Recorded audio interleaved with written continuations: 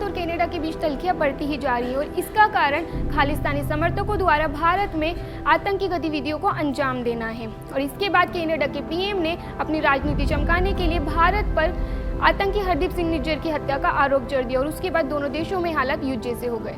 British Columbia में 18 जून को निज्जर की गोली मारकर हत्या कर दी गई। बता दें, भारत ने 2020 में निज्जर को आतंकवादी घोषित किया और वहीं ट्रूडो ने निज्जर की हत्या का इल्जाम भारत पर लगाते हुए कहा कि निज्जर की हत्या में भारत का हाथ है। लेकिन हाल ही में निज्जर की हत्या को लेकर एक बड़ा खुलासा हुआ है। जानकारी के मुताबिक निज्जर की हत्या में ISI का हाथ है। खुफिया एजेंसी सूत्रों के मुताबिक ISI ने भाड़े के क्रिमिनल से निज्जर की हत्या करवाई है। दरअसल पिछले 2 सालों से ISI निज्जर पर दबाव बना रहा था कि कनाडा में जितने भी गैंगस्टर्स है वह उन्हें पूरी तरह से सहयोग करे और जब निज्जर ने ऐसा नहीं किया तो उसे गोली मारकर मरवा दिया गया।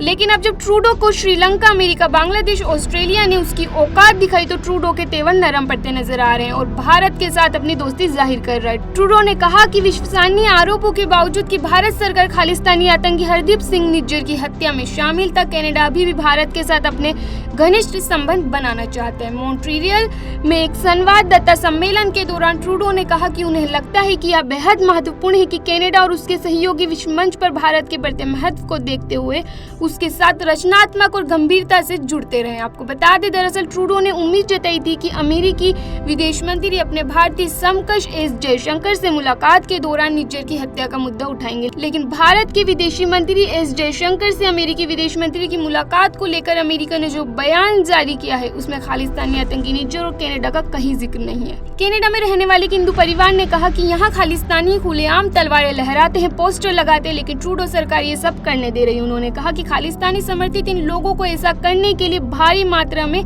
पैसे मिल रहा है। उन्होंने कहा कि कनाडा में रहने वाले लोग इससे प्रभावित हो रहे हैं। ट्रूडो सरकार भले ही खालिस्तानियों पर कार्रवाई करने की बात करती है, लेकिन हकीकत में ऐसा नहीं है। यहाँ की सरकार उनके खिलाफ कोई भी एक्शन नहीं लेती है। उन्होंने कहा कि शरीफ आदमी सामने आकर बोलना नहीं चाहता।